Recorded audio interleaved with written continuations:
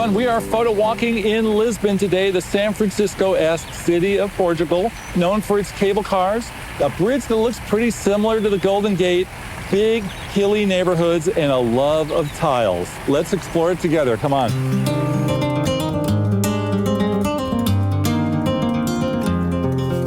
I'm Jefferson Graham. I'm a lifelong photographer, writer, and video maker. I am your guide on today's photo walks. The whole goal of the channel is to take you to great places and show you how, when, and where to light up your social media with postcard-worthy shots like behind me so that you can see them at home before you get here. Cut to the chase when you arrive and snap those great shots without having to look all over town for them. Portugal has become one of the most popular places to visit in Europe for a variety of reasons. Well, it's cheaper than London, Paris, or Madrid.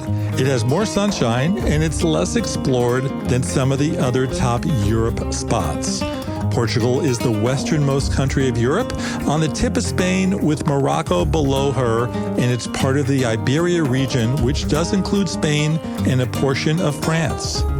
Portugal is a small country with a population of just over 10 million people, compared to 50 million in Spain, with most folks living in the two biggest cities, Lisbon and Porto, or out in the rural areas by the sea and mountains. Now, we'll be checking out Porto in part 2 of this episode. For now, let's begin with Lisbon, which is usually the first stop for many Portugal visitors. After all, it's the capital and largest of Portugal's cities, a hilly, coastal, historic town with great old architecture and unique food. In Lisbon, I'll take you all over town, mostly on foot, but also on the number 28 tram. More on that in a minute.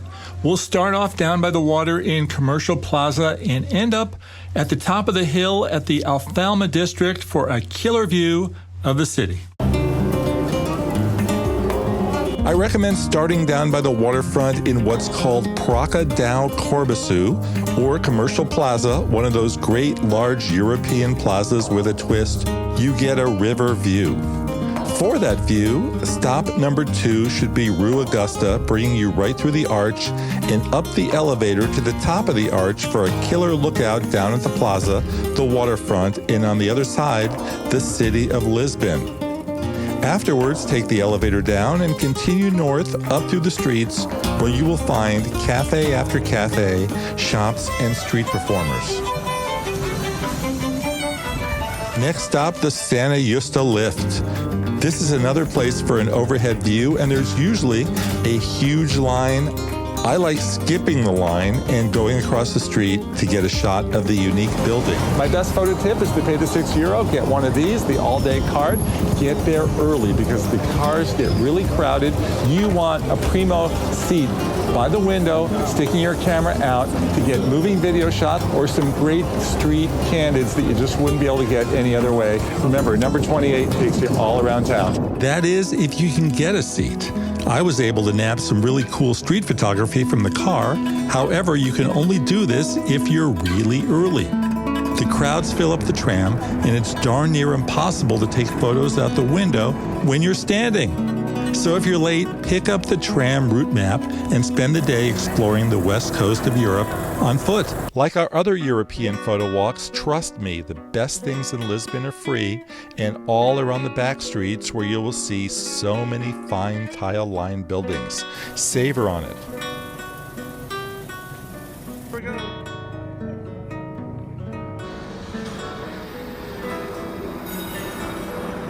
The last stop on your Lisbon photo walk should be on your second day, the train station, and a short hop to the little city of Sintra, home to a massive old royal palace that's selfie central.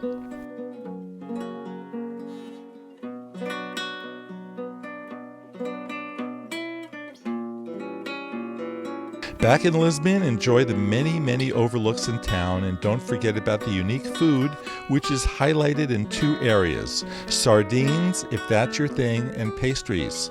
Many shops all over town spotlight the pastiche, the egg tart pastry, which is dusted with cinnamon.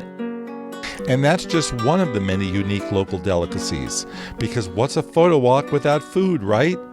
Now, in his photo walk video of Lisbon, my friend Trey Ratcliffe had a great photo tip, which is take as many photos as you possibly can. Don't worry about overshooting. You can always cut them deleting in the edit department. Better that you take too many than you get home and say, gee, I missed that key shot. I wish I could go back. It's kind of expensive, right? Shoot, shoot, and shoot some more.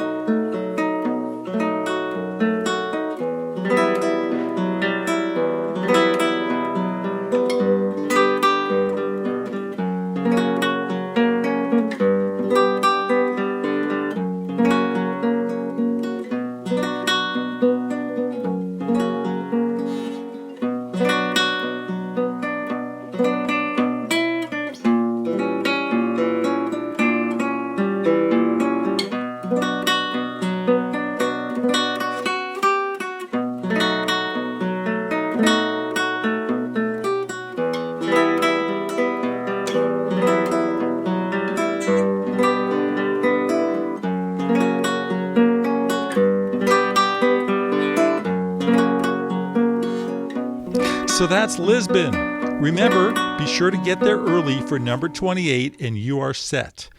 And are we ready to check out Porto? Well, get out your walking shoes and let's get going.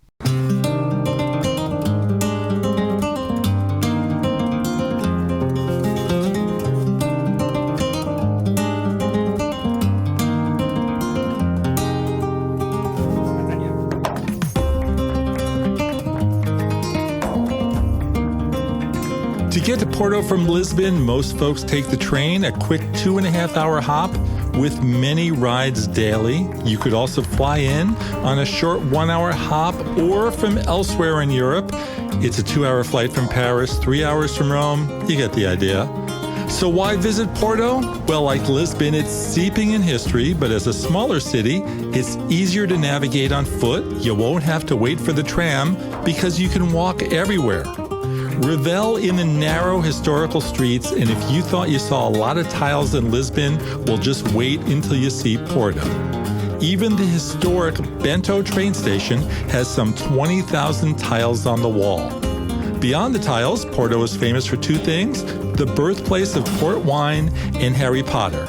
I'll fill you in on that in a minute, plus I will tell you about the amazing guitars only in Porto that you will find. In part 1 of the Porto Photo Walk, I'm going to show you around town. Then in part 2, we're going to meet up with the renowned local photographer, Jose Manuel Santos, who is going to take us to his hidden Porto.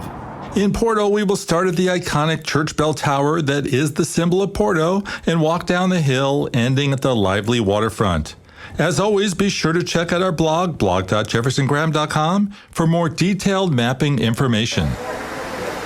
Compared to other cities, it's relatively easy, a roughly 3-mile round-trip walk. The main spots you're going to want to hit as a tourist here in Porto are right here in this square, from the walk-up tower with the killer view to the bookstore that actually charges admission, €5. This is the bookstore that inspired Harry Potter. The bookstore is said to have been frequented by J.K. Rowling when she lived in Porto, before she moved to Edinburgh and finished the Harry Potter book series. Word spread about the store online and its resemblance to the Hogwarts School of Witchcraft, and now there's always a line to get in. Photo-wise, it's kind of tough because there's so many shoppers snapping away. The shot to get is of the staircase, but not with so many people surrounding it. My solution was just taking pictures of the tourists being silly. Better just getting close to isolate some details without all those pesky folk in your shot. Stop number 2, the 225 steps of the big church tower for the best overhead view in Porto. Pro tip, the climb is not as grueling as it sounds.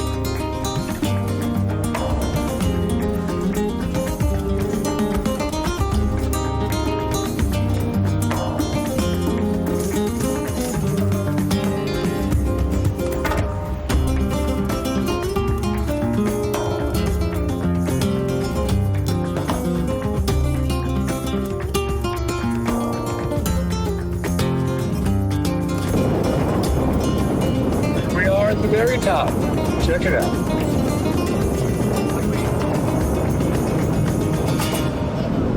Here's what your shots will look like from up here.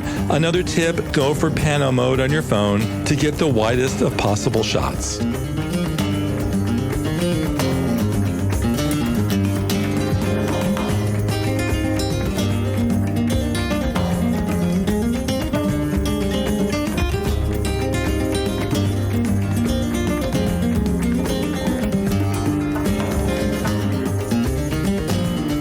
For my money, the best of Porto is right down there, down the hill to the waterfront. Come on, let's go.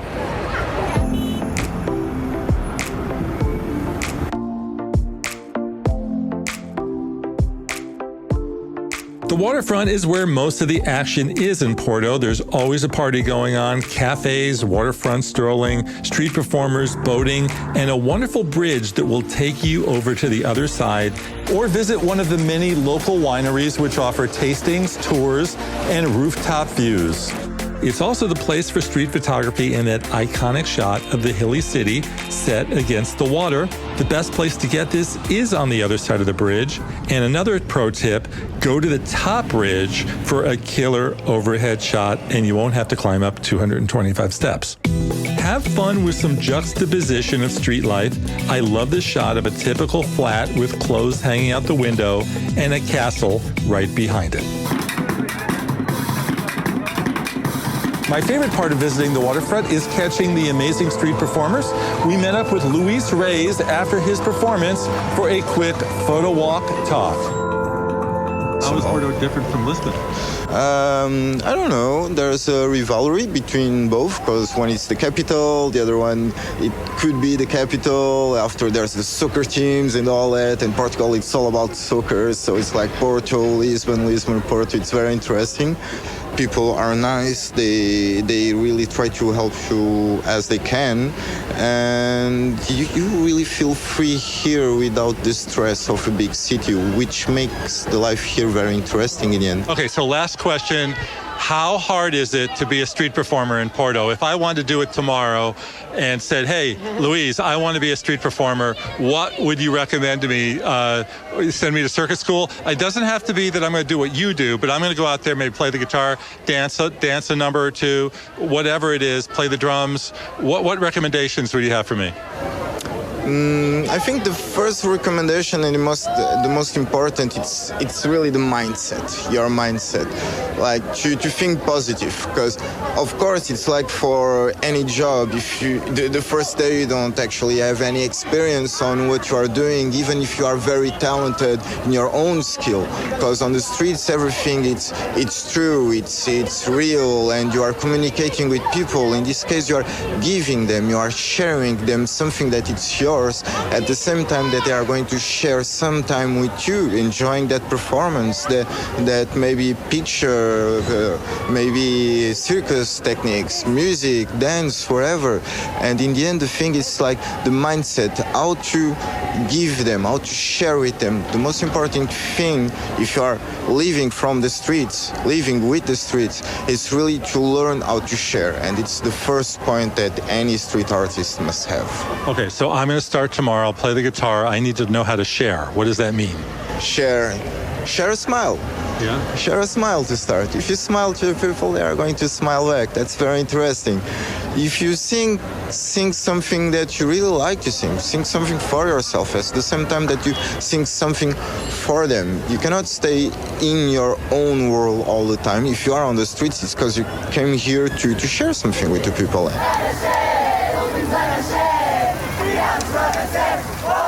Speaking of interesting, how about those Porto University students? We caught them here during their graduation festivities when they, get a little wild. Beyond the bookstore, here's another tie-in with Harry Potter. The Porto University dress code sure looks like a Hogwarts student, don't you think?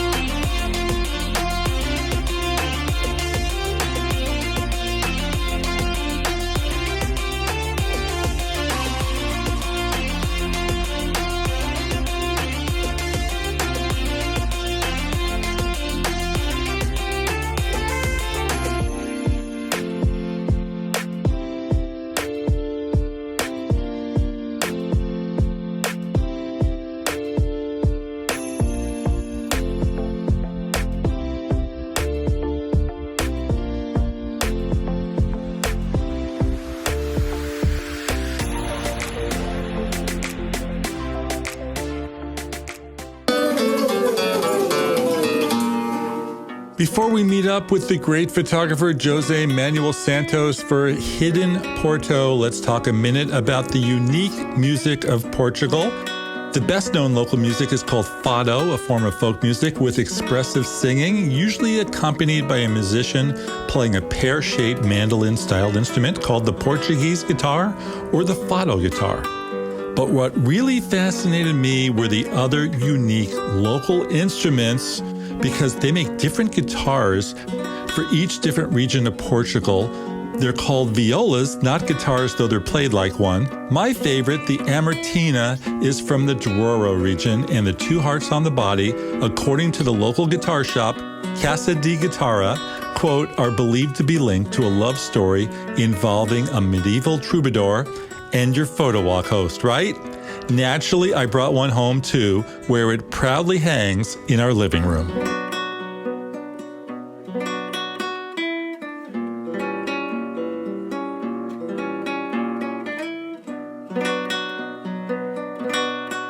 Next, we met up with the local photographer Jose Manuel Santos, who takes people around Porto to show them the best hidden spots for photos on his Pictory photo tours. Let's go.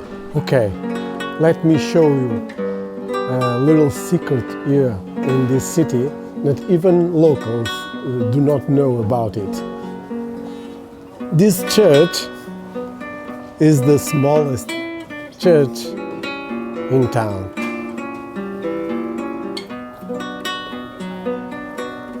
It only opens at once a week at Saturday 5 p.m. It's the only way that you can go in and visit this church.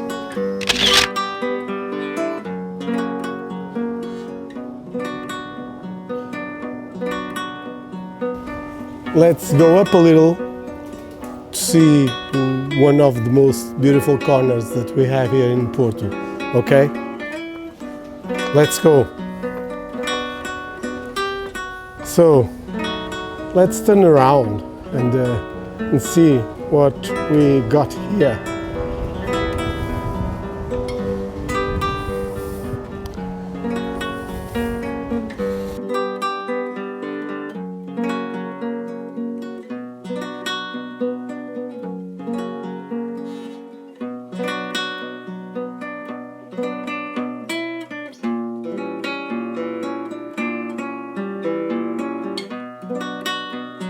We are in one of the typical neighborhoods in Porto, called Vitória, bairro da Vitória, and behind me is one of the most famous viewpoints in the city, the Vitória's viewpoint, and from there you can catch most of the old historic center of the city. The most known bridge and even the cathedral, and the river is a place where we should go right now. Okay, let's go then.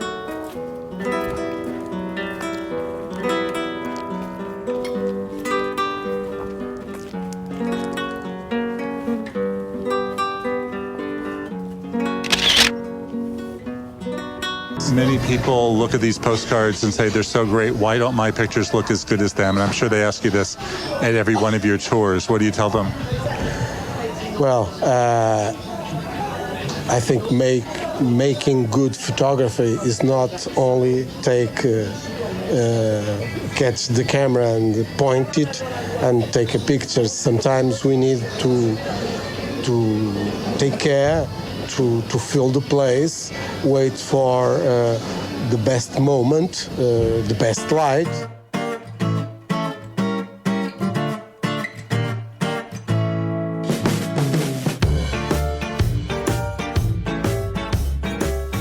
Yes, my favorite spot is that one over there, near that, that church there is the Serra do Pilar viewpoint.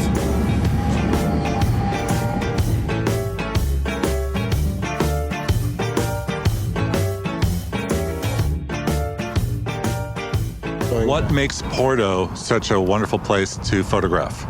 Why Porto? Yes, Porto has a unique